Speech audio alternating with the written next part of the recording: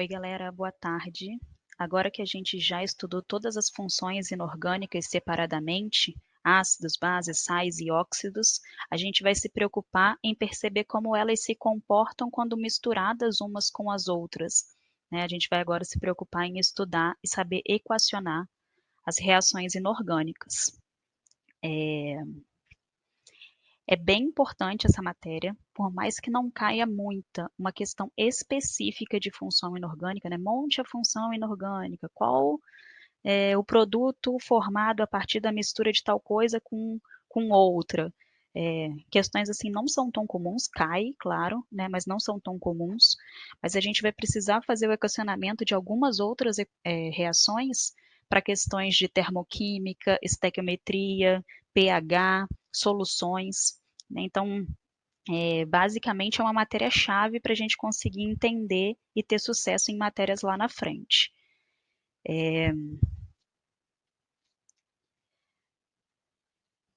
Coloquei aqui uma pequena revisão sobre formas que a matéria se transforma, né? A gente classifica de duas maneiras. A gente tem uma transformação física ou uma transformação química.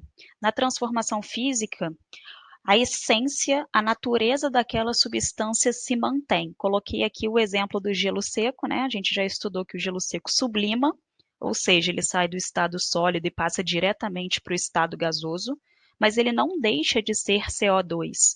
O gelo seco é CO2 no estado sólido e quando ele sublima, ele passa diretamente para o estado gasoso, mas continua sendo a substância dióxido de carbono, a forma com que essas moléculas se organizam agora que é diferente. Então, todas as mudanças de estado físico, solidificação, fusão, ebulição, né, tudo isso que a gente já estudou são exemplos de transformações físicas.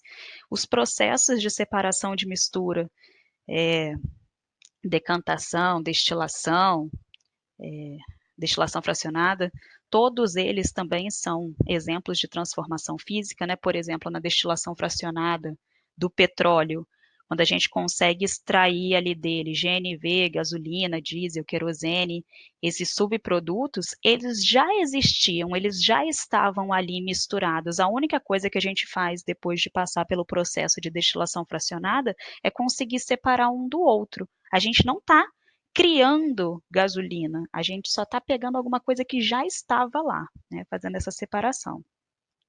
Já nas transformações químicas, que também pode ser chamado de reações químicas, ali sim a natureza, a essência da substância vai ser alterada. Então é como se eu tivesse uma formação de uma outra substância que não existia anteriormente, né? Quando eu misturo hidrogênio com nitrogênio, o produto dessa reação é a amônia. Então, forma-se uma substância, uma terceira substância que não existia anteriormente. Essa é a definição de reação química. Aqui eu coloquei o exemplo da explosão de uma bomba, mas a gente tem milhares de exemplos, né? Inclusive o que nos cerca o tempo inteiro, né? Estamos fazendo reações químicas o tempo inteiro sem perceber. Quando a gente respira, fazendo a digestão, outras reações metabólicas do nosso organismo, fotossíntese, né, das plantas. Então, a gente está cercado por reação química o tempo inteiro, ok? Coloquei aqui evidências de que uma reação química aconteceu. Como assim, né? Às vezes o exercício vai te dar uma dica, né? E você ali tem que captar alguma coisa. Então, exemplos assim, clássicos, que geralmente a maioria das reações vem acompanhada de mudança de cor e mudança no cheiro, né? Então, por exemplo, uma corrente de ferro que ficou exposta à umidade do ar, ao oxigênio, ela com o tempo tende a enferrujar. Então, era ferro, virou ferrugem, que é o óxido de ferro 3, né? Então, vem a mudança de coloração, a gente consegue ver isso claramente. A mudança no cheiro, por exemplo, um alimento que estraga, um leite que azeda, né? Uma fruta que quando você compra ela e ela vai amadurecendo até ela ficar podre, uma banana, por exemplo, né? Ela fica com aquele cheiro mais forte, né? Então, muitas reações vêm acompanhadas na mudança da coloração e do cheiro. Uma outra evidência muito comum é a liberação de calor e de luz, e a gente consegue perceber isso perante reações de combustão, né? A gente chegando perto do fogão que está aceso, né, alguma boca do fogão que estiver aceso, a gente vai sentir essa liberação de calor. Então, a gente diz que essa reação é uma reação exotérmica, está liberando calor para a vizinhança. E, no caso, a vizinhança somos nós que estamos perto daquele fogão, né? Não é tão comum assim, mas muitas reações também podem absorver calor, né? Esse tipo de reação é chamado de endotérmica. E no caso da combustão, além da liberação de calor, a gente vê também a liberação de luminosidade, né? Uma outra evidência também bem interessante e que cai bastante é a liberação de gás, né? Se a gente faz alguma reação e, e consegue visualizar a liberação de gás, a própria combustão libera gás, né? Dióxido de carbono, monóxido de carbono e água. E uma outra evidência que a gente vê bastante também é a efervescência, né? Às vezes a gente não vê o gás sendo liberado propriamente dito, né? Uma fumaça, entre aspas, mas a gente vê ali a criação de bolhas dentro de um líquido, né? Uma efervescência igual esses antiácidos, eno, sonrisal, vitamina C, né? E eu acho que o mais diferentão aqui talvez seja a evidência de formação de um precipitado. Aqui a gente tem a formação de um precipitado amarelo. O precipitado ele é um sólido formado a partir de uma reação química entre líquidos, né? Então eu tinha um líquido dentro do copo, estou misturando um outro líquido aqui que está dentro de um outro recipiente, e quando eu misturo os dois, o produto dessa reação é um sólido. Esse sólido é chamado de precipitado. Então, se depois de fazer essa mistura, essa reação, eu deixo esse becker em repouso, a tendência é que esse sólido, por ser mais denso, ele se deposite no fundo do recipiente, né? Na aula de sais, a gente já estudou, né, esses sais insolúveis, né, que são os precipitados. Então, vocês já sabem lá como identificar se um composto é um precipitado ou não. As reações químicas, elas são exemplificadas, escritas numa equação química, né, onde a gente coloca no primeiro termo, antes da seta, os reagentes, e no segundo termo, os produtos, depois da seta, que são formados a partir da reorganização das ligações dos reagentes. Então, nesse caso aqui, eu tenho a reação de formação da água. Eu tenho duas moléculas de gás hidrogênio reagindo com uma molécula de gás oxigênio, e aí eu consigo formar duas moléculas de água H2O. Então, o que a gente vê ali é que as moléculas de hidrogênio eram dois átomos de hidrogênio, um ligado ao outro, e a mesma coisa com as moléculas de oxigênio. E aí acontece um rearranjo, né? As ligações são rompidas e depois são formadas de uma forma diferente, né? Então, por isso a gente diz que os reagentes desaparecem para que os produtos possam aparecer. É a nossa terceira substância que não existia anteriormente. Uma coisa muito importante, gente, toda vez que você balanceia uma equação, que você escreve uma equação, é você fazer o balanceamento. Uma reação só vai estar correta após o balanceamento. O exercício pode nem citar essa palavra, mas você é obrigado a fazer esse balanceamento, né? Aqui a gente percebe que para conseguir montar uma molécula de H2O, são necessárias duas moléculas de água para reagir com uma de oxigênio, já que a gente quer montar uma molécula que tem dois átomos de hidrogênio e um de oxigênio, né? Então, as quantidades antes da seta e depois da seta precisam ser iguais, e a gente vai fazer isso colocando números na frente, né? Esses números são conhecidos como coeficientes estequiométricos, e é eles que fazem a gente ter a mesma quantidade antes e depois da seta. Isso nada mais é do que a lei de Lavoisier, né? A lei mor da química, né? Na natureza nada se perde, nada se cria, tudo se transforma. Então, sem os números na frente, essa lei não está sendo satisfeita, né? Imagina a gente tirar 2, 1 e o 2. A gente não teria as mesmas quantidades. Okay? alguns símbolos que vão aparecer para vocês, né? Alguns símbolos aparecem para indicar qual o estado físico daquela substância, né?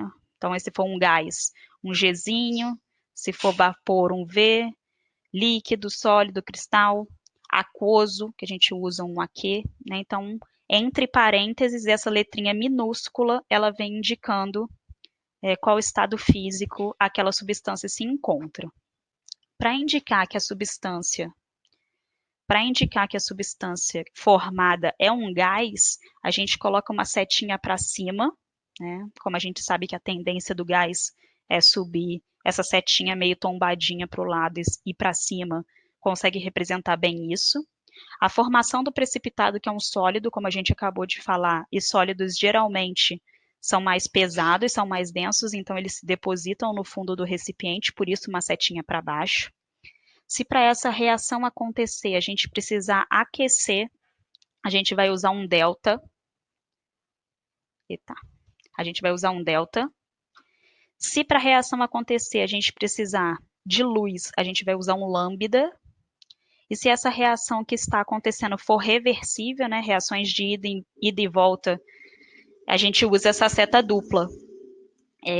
Isso aqui a gente vai estudar bem mais para frente quando for estudar equilíbrio químico, né? Mas é bom saber o que cada coisa representa. Então, agora que a gente já sabe, né, já relembrou aí algumas coisas que fazem toda a diferença para as reações, vamos ver que tipo de reação acontece. Coloquei essa fotinha aqui, que só de olhar já dá para perceber o que tem que acontecer, né?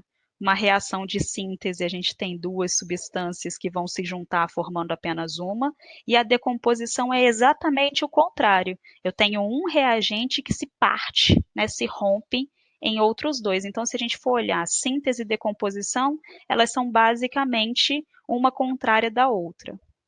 Na simples troca, a gente inverte uma parte da molécula, né? Então, uma parte dela sai para outra entrar. Na dupla troca, a mesma coisa. E na reação de combustão, a gente tem o combustível reagindo com o comburente, que é o gás oxigênio já presente no ar atmosférico, e aí a gente consegue produzir fogo. Então, a reação de adição, que também pode ser chamada de reação de síntese, ela vai acontecer quando duas ou mais substâncias vão reagir formando apenas uma. Então, eu tenho A mais B separados e depois da reação elas se juntam num composto AB. Então, eu tinha dois reagentes e formei apenas um produto. Essas reações são bem... aparecem bastante, né? Elas são bem fáceis de fazer, até que simplesmente a gente somar uma coisa na outra, aglutinar, né? Então, por exemplo, quando eu reajo o carbono com o oxigênio, eu formo CO2. Como CO2 é gasoso, a gente indica isso com a setinha para cima. Além disso, essa reação vem acompanhada de calor, então a gente usa o delta em cima da seta. A mesma coisa quando eu reajo o enxofre com o oxigênio, formando o SO2 gasoso. Então, dois reagentes formando apenas um produto. Essa última reação aqui, a gente já até chegou a estudar ela, né? Quando a gente estudou reações de óxidos, a gente sabe que um óxido básico mais água dá uma base, né? Ca, juntando os dois oxigênios, um do óxido e um da água, dá O2, mais os dois hidrogênios da água, a gente ficaria com CaO2H2. E aí, colocando esse 2 em evidência para mostrar a hidroxila, né? E aí, relembrando, né, já que a gente falou que óxido básico mais água dá base, óxido ácido mais água dá um ácido, e óxido básico mais um óxido ácido dá um sal. Então, a gente já tinha feito e falado sobre reações de adição e síntese, a gente não tinha nem percebido isso, né? Então não tem grandes novidades aqui, e o próprio nome já remete também o que ela significa. A decomposição, que também pode ser chamada de análise, vai ser o contrário. Agora eu parto de um composto AB e ele se rompe separando A e B, né? Então, a gente parte de uma substância que se subdivide em duas ou mais. Aqui a gente tem o clorato de potássio, que utilizando como catalisador o MnO2 dióxido de manganês e aquecimento, consegue formar o cloreto de potássio mais oxigênio gasoso. O óxido de mercúrio, também sob aquecimento, divide a molécula em mercúrio metálico puro e oxigênio, né, setinha para cima, indicando que ele é gasoso. Tomar cuidado aqui, gente, de sempre balancear, né? Percebam que aqui foi necessário colocar o 2, 2, 3. Aqui embaixo também precisou balancear. A equação só vai estar correta se isso daqui acontecer. Uma outra coisa bem importante da gente lembrar, as atomicidades. O mercúrio é um metal. Quando ele está sozinho, metais têm atomicidade infinita. Então, a gente não pode colocar nenhum número do lado. Então, se você escreve Hg2, Hg3, Hg4, está errado, porque metais têm atomicidade infinita e a gente não coloca nenhum número junto. Do contrário, o O2, ele só existe na natureza desse jeito, né? Era uma macetezinho dos gênios que a gente tinha estudado, né? Oxigênio, nitrogênio, hidrogênio, halogênios, todos eles possuem atomicidade 2. Então, vai ser O2, N2, H2, Cl2 e assim sucessivamente. Então, não pode esquecer das atomicidades. Uma outra reação muito importante que cai bastante é a reação de decomposição da água oxigenada. A água oxigenada ela se decompõe em água e gás oxigênio, né? Quando a gente limpa um machucado com água oxigenada, ao entrar em contato com o ferro que tem no nosso sangue, a água oxigenada se decompõe e aí a gente vê aquela efervescência que é a liberação do gás oxigênio. Existem dentro da reação de decomposição, existe uma subdivisão, né? A pirólise é aquela decomposição que foi provocada pelo calor. Essa reação também pode ser chamada de calcinação. Então, aqui a gente tinha o nitrato de cobre 2 e ele se decompôs em óxido de cobre, dióxido de nitrogênio e gás oxigênio. Então, um composto que se rompeu em 3 novos compostos mais simples, menores, diferentes, né? Aqui na imagem a gente tem mostrando o nitrato de cobre 2, que é esse sólido azul. Como a gente aqueceu, essa reação acontece decompondo esse sólido azul e formando um sólido preto, um gás vermelho e um gás incolor. Como teve mudança de coloração, formação de gás, a gente consegue perceber, ter evidências de que uma reação química aconteceu. A fotólise acontece quando a gente força a reação, força a substância a acontecer na presença de luz, que é o que acontece lá com o exemplo da água oxigenada, né? A água oxigenada ela se decompõe normalmente, mas essa reação é muito mais intensa na presença de luz. E a eletrólise é a decomposição sendo forçada pela eletricidade, né? Por eletrólise, a gente vai estudar isso mais lá para frente também, uma matéria só para falar disso. A eletrólise da água gera gás hidrogênio e gás oxigênio. Então, sempre lembrando aí que tem um carro do Royal passando no meio da rua nesse exato momento. Maravilhoso. Ainda passa devagar. Muito bom.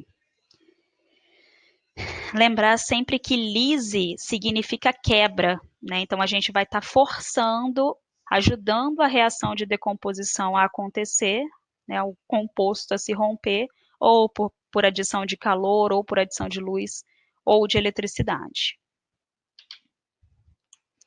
A reação de simples troca, que também pode ser chamado de deslocamento, ocorre quando uma substância simples, como C, aqui representado, reage com uma substância composta, AB, formando uma simples e uma composta. Então, substância simples mais composta, formando simples mais composta.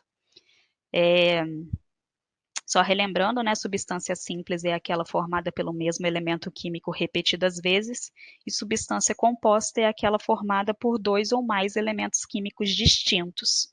Então, o que vai acontecer aqui e por que a simples troca também pode ser chamada de deslocamento? Aquele elemento que está sozinho, aquela substância simples, vai empurrar, vai deslocar A ou B, né, entrando no composto. Então, quem estava sozinho entra no composto, quem estava no composto fica sozinho. Então, aqui a gente tem C deslocando B, entrando no composto para ficar junto de A e deixando o B sozinho, né?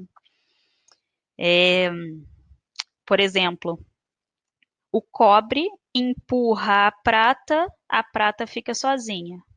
O ferro empurra o cobre fica sozinho. O ferro empurra o hidrogênio fica sozinho, né? Então, essa reação de simples troca ou deslocamento vai ter sempre no reagente e no produto uma substância simples e uma substância composta, né? E essa substância simples sempre tenta entrar no composto.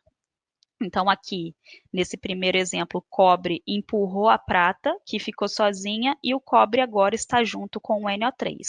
Tem que tomar muito cuidado, gente, na hora de fazer a formação dessa nova substância. Como o cobre e a prata são metais, e a gente já falou que eles são metais possuem atomicidade infinita, né? A gente não coloca nenhum númerozinho do lado.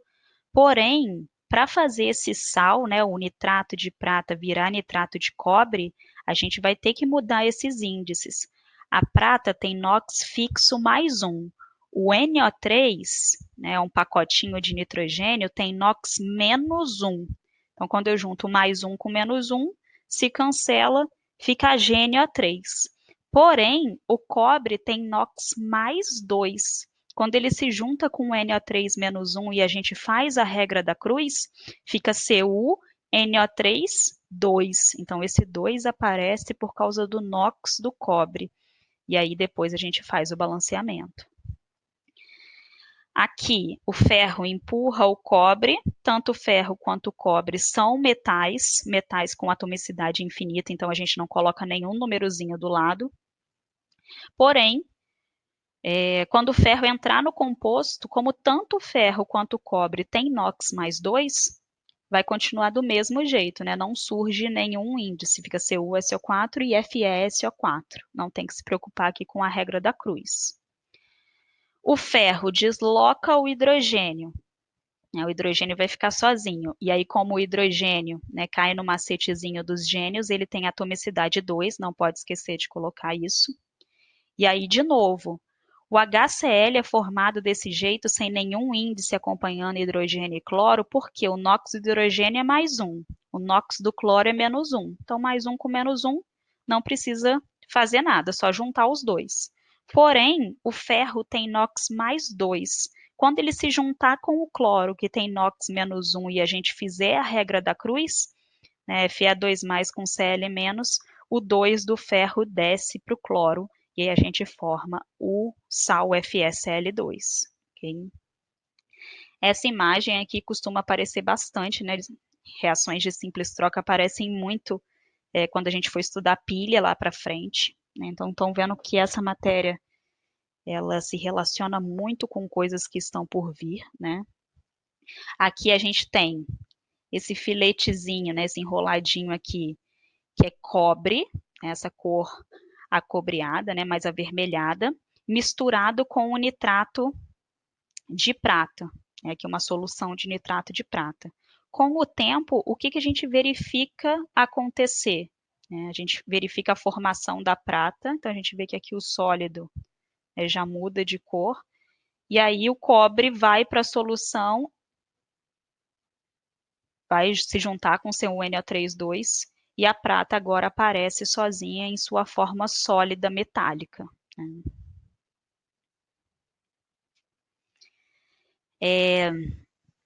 A gente falou que essas reações acontecem, né? O cobre empurra a prata, o ferro empurra o cobre, né? Mas nem todos os metais têm essa força, né? Essa reatividade. Então, a gente vai usar essa fila de reatividade, é uma fila gigantesca, né? Ninguém em sã consciência vai conseguir decorar essa sequência. E aí a gente junta, né? Faz um combo.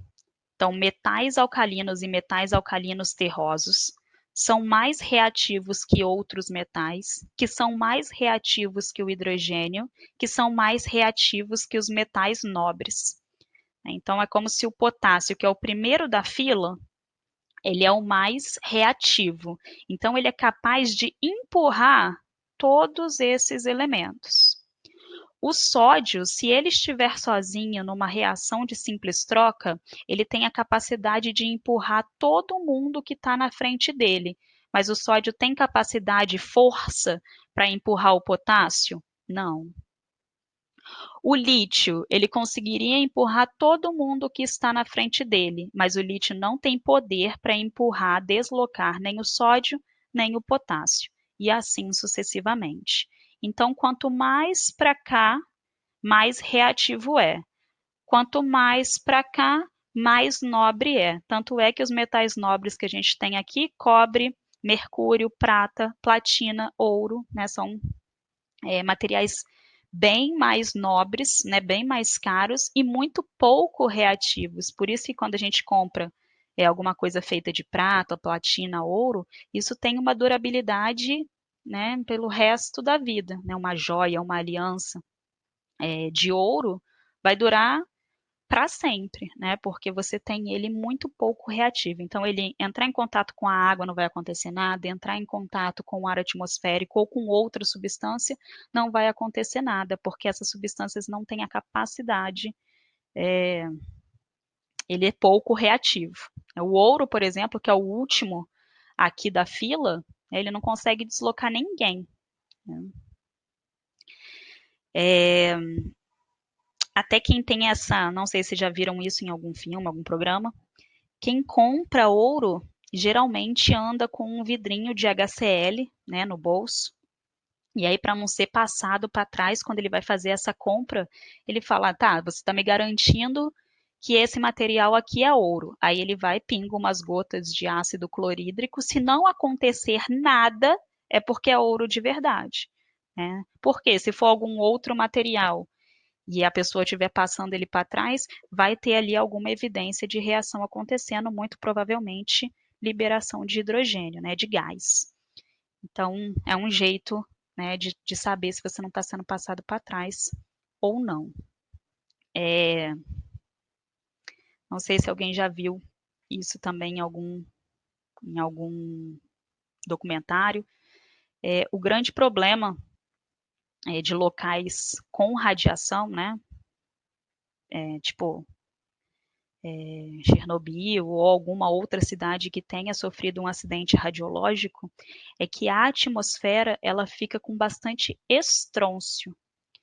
E o estrôncio, né, ele está aqui pela filinha, né, que ele é um metal alcalino terroso, ele tem a capacidade de fazer a troca com o cálcio dos nossos ossos. Né? Então, vai fazendo essa reposição, né? Sai cálcio, entra estrôncio. E aí, além, né, de todos os riscos que a radioatividade traz para o nosso corpo, a gente ainda tem esse enfraquecimento dos ossos devido a essa troca. Né?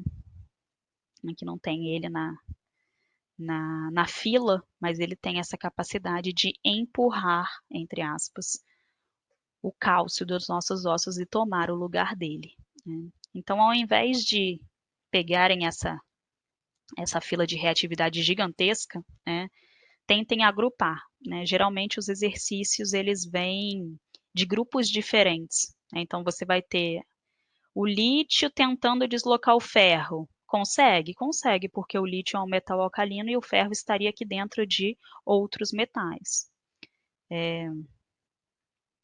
O potássio tentando deslocar o chumbo, ele consegue? Consegue. Né? Hidrogênio ou qualquer outro metal nobre.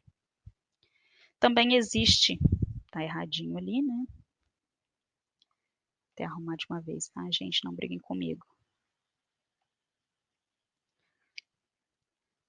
Fila de reatividade dos ametais, né? Ele é um pouquinho menor e ela é bem parecida com a de eletronegatividade que a gente usa pra caramba, então ela é mais fácil de gravar e ela vai se comportar da mesma forma. O flúor, que é o mais reativo, ele consegue deslocar todo mundo.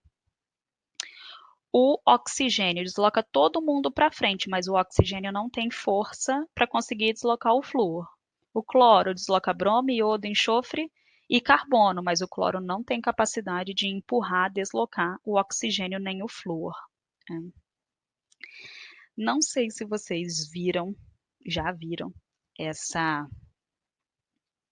polêmica aí esqueci o nome dela, acho que é Bela Gil, né? Ela é super natureba, assim, né? Não gosta de industrializados e etc. E ela deu uma reportagem, deu uma entrevista, e nessa reportagem falava que ela não escovava os dentes com pasta de dente, porque a pasta de dente tem flúor, né, e a glândula da tireoide entraria em contato com o flúor, né, a tireoide ela funciona com base no iodo, e aí o flúor teria a capacidade de tirar o iodo, né, fazer essa troca. E foi uma polêmica na época porque ela disse que usava argila e cúrcuma no lugar da pasta de dente para não correr esse risco. Né? Cúrcuma, para quem não sabe, é um tempero amarelo, parece um Doritos, né? Aquele pozinho do Doritos. Imagina escovar o dente assim, de manhã cedo, né? Já escova o dente e vomita de uma vez. Então, aqui, ó, a gente teve o cobre deslocando a prata e o ferro deslocando o cobre. Cobre consegue deslocar a prata? Consegue, porque ele está antes dela. A gente também teve o ferro deslocando o cobre.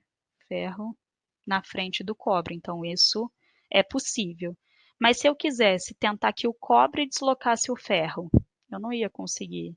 Ou que o mercúrio deslocasse o hidrogênio, eu não ia conseguir. Então tem algumas reações de simples troca que elas simplesmente não acontecem, porque o elemento que está sozinho, né, a substância simples não tem força o suficiente para fazer esse deslocamento. Uma outra coisa, gente, é B, AB, reagindo com C. C vai sempre tentar deslocar A? C vai sempre tentar deslocar B? Depende. A gente tem aqui, por recomendação da IUPAC, né, ficou normatizado que numa substância composta, o primeiro termo é positivo e o segundo termo é negativo, né? Metais geralmente são positivos porque formam cátions, ametais geralmente são negativos porque formam ânion. Se C for um metal, ele vai tentar entrar no lugar de outro metal, vai tentar entrar no lugar daquilo que também é positivo. Se C for um ametal, ele vai tentar entrar no lugar do ametal. Então, metal substitui metal, ametal substitui ametal. Isso tem a ver com o NOx, tem a ver com a carga. Por exemplo, se C é um metal, tem carga positiva, NOx positivo, ele vai conseguir empurrar B e ficar com A? Não, porque A também é um metal, então ele também tem carga positiva. Cargas iguais se repelem. Então, a gente teria, C sendo positivo, ele teria que ficar com o que é negativo, porque cargas opostas se atraem. Então, só lembrar que metal desloca metal e ametal desloca ametal. Porém, se a gente olhar aqui para a fila de reatividade, a gente vê que o hidrogênio, que não é um metal, né, ele aparece nessa fila de reatividade. Por quê? Ele tem NOx mais 1. Né? O hidrogênio, mesmo não sendo um metal, ele se comporta como se fosse por conta da carga que ele assume. Né? Essa aqui é uma das reações mais importantes que mais aparecem, né? Quando a gente for estudar a pilha de Daniel, a gente vai estudar essa reação. Né? Então, aqui a gente tem o zinco reagindo com o sulfato de cobre, substância simples reagindo com substância composta. O zinco vai empurrar o cobre entrando no lugar dele e o cobre vai ficar sozinho, né? Então, uma substância simples e uma composta formando uma simples e uma composta. O zinco na fila de reatividade, ele tem essa capacidade, né? O zinco está aqui, ele consegue deslocar o cobre que está à frente dele. O zinco é mais reativo que o cobre, então essa reação acontece. O zinco tem essa força, né? E como tanto o zinco como o cobre tem NOx mais 2, quando um sair e o outro entrar, o composto fica o mesmo, né? E zinco e cobre são metais, então eles possuem atomicidade infinita. Então a gente vê aqui uma plaquinha sólida de zinco metálico sendo mergulhado numa solução de sulfato de cobre, que é esse azul. E aí, com o passar do tempo, a gente vê o quê? O zinco que estava na plaquinha vai para a solução, e o cobre que estava na solução vai para a plaquinha. Então, a plaquinha começa com esse metal cinza, e aí depois que a reação vai acontecendo e o cobre vai aparecendo em sua forma metálica, a gente vê ele acobreado, esse avermelhado, né? Esse memezinho aqui bem engraçado. O sulfato, é como se o sulfato preferisse ficar com o zinco do que com o cobre. É uma questão de afinidade, de preferência, né? Metais alcalinos e alcalinos terrosos, eles reagem com água violentamente, né?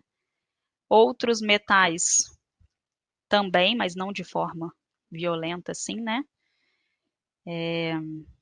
Toda vez que um metal reagir com água, vai formar uma base e hidrogênio. Então, o sódio reagindo com água, né? E aí, gente, seria muito mais fácil aqui trabalhar com a água escrita como HOH, né? Lembrar que a água ela se ioniza, se auto-ioniza em H+ e OH-. Então, pensando nisso, o sódio, que é o metal positivo da família 1, NOx mais 1, ele vai querer entrar no lugar do H ou do H+ ou do OH-. Metal entra no lugar de metal, positivo entra no lugar de positivo. Então, o sódio vai entrar no lugar do H+, ficando com o OH- e vai liberar o hidrogênio. Lembrar que hidrogênio tem atomicidade 2. O cálcio é a mesma coisa, o cálcio vai querer entrar no lugar do hidrogênio, ficando junto da hidroxila, só que tem que lembrar que como o cálcio é da família 2, ele tem NOx mais 2, e quando se juntar com a hidroxila OH-, na hora de fazer a regra da cruz, esse valor vai descer.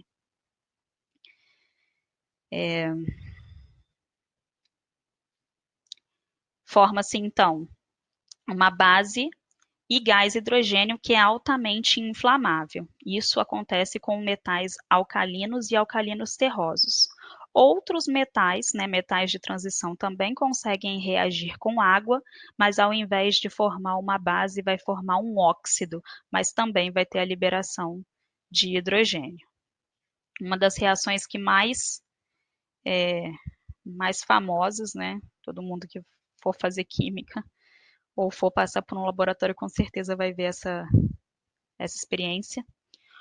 Sódio metálico, ele é um sólido branco, mas ele não é um sólido rígido, né? Se você tem uma barra de sódio grande e você pegar uma faca, você consegue partir, né? Ele é bem mole.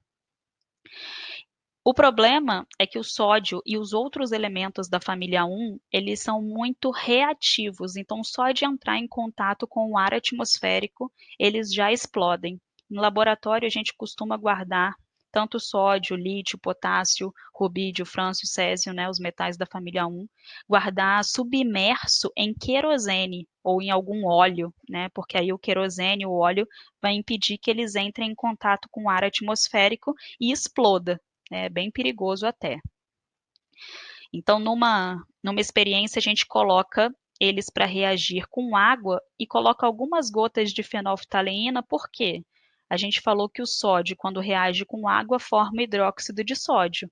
Hidróxido de sódio é uma base, fenolftaleína em meio básico fica rosa. Então, a gente consegue comprovar que a reação está acontecendo. E a gente coloca um pedacinho de sódio dentro da água e ele começa a rodar, né, desesperadamente ali, reagindo muito rápido e liberando o gás, né, o gás hidrogênio extremamente altamente inflamável, né? Então, ao reagir com o oxigênio já presente no ar atmosférico, ele entra em combustão. Tá?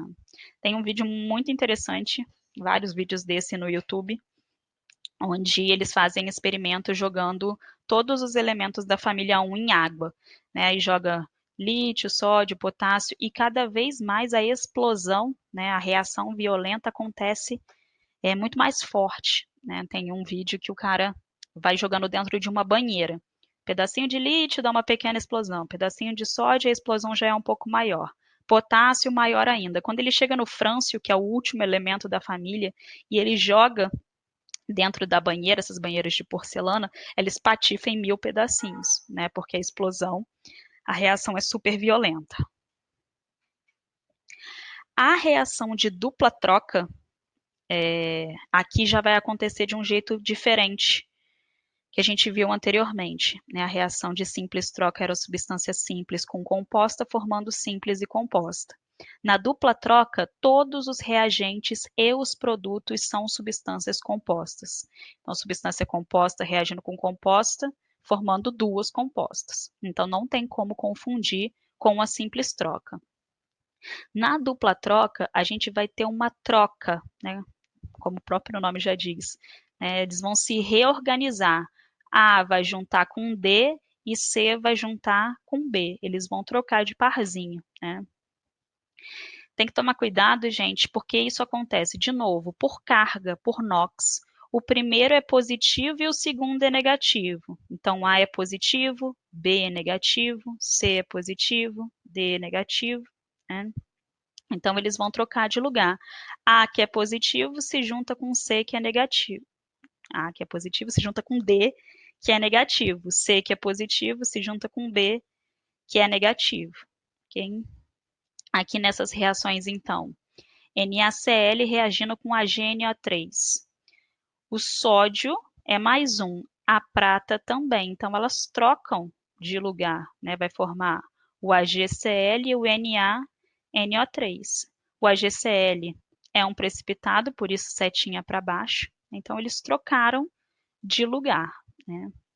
O ferro é positivo, NOx dele, 2+. O hidrogênio, NOx mais 1, então positivo entra no lugar de positivo. A gente vai fazer a troca. Isso vai acontecer, então, formando ferro 2+ com Cl menos, vai dar FeCl2, porque tem que fazer a regra da cruz. H+ com S2-, H2S, né? Invertendo também. Essa é uma das reações mais famosas e que mais caem de todas, né? A reação entre o HCl e o NaOH. O H, que é mais um, e o sódio, que é mais um, eles mudam de lugar, né? Aqui está escrito como HOH, igual eu tinha falado daquela hora, né? Mas isso aqui nada mais é do que água, H2O. E essa reação de dupla troca é uma reação de neutralização, ácido mais base dando sal mais água, né? Condições para que uma dupla troca aconteça. A gente precisa que essa dupla troca forme um eletrólito fraco, né? Então uma substância menos ionizada, menos dissociada, mais fraca, ou uma substância gasosa, ou uma substância sólida, né? Que é o que a gente chama de precipitado. Então precisa ter uma dessas três situações acontecendo, não precisa ser todas. Então, por exemplo, na reação que o HCl reage com NaOH, a gente tem um ácido forte, uma base forte e vai formar água. A água é um eletrólito fraco, ela se ioniza muito pouco. Então, essa reação acontece. Ácido mais base dá sal e água. Então, a gente já sabe que toda reação de neutralização acontece, porque toda reação de neutralização forma água, forma uma substância pouco ionizada, né? Satisfaz a primeira situação. Nesse segundo caso, eu parto do NaOH, que é uma base forte, e chego em hidróxido de alumínio, que é uma base fraca, né? Formei um eletrólito menos ionizado, formei um eletrólito mais fraco. Essa reação, né, entre o bicarbonato de sódio e o HCl vai liberar vapor, né, vai liberar gás carbônico, né, então satisfaz essa segunda possibilidade, né. Essa reação aqui é bem importante, é bom dar uma olhadinha nela. Por quê? O Na, que é positivo, troca de lugar com o hidrogênio, forma NaCl. O H se junta com o bicarbonato, forma H2CO3, que é ácido carbônico.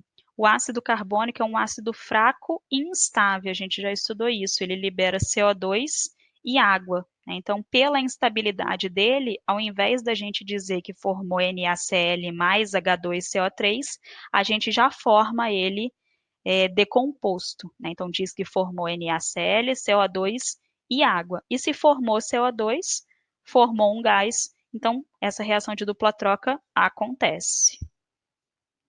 Aqui a reação entre o nitrato de chumbo e iodeto de sódio, ambos solúveis, mas quando a gente mistura os dois, forma o iodeto de chumbo, que é um precipitado, né? Um sólido insolúvel em água.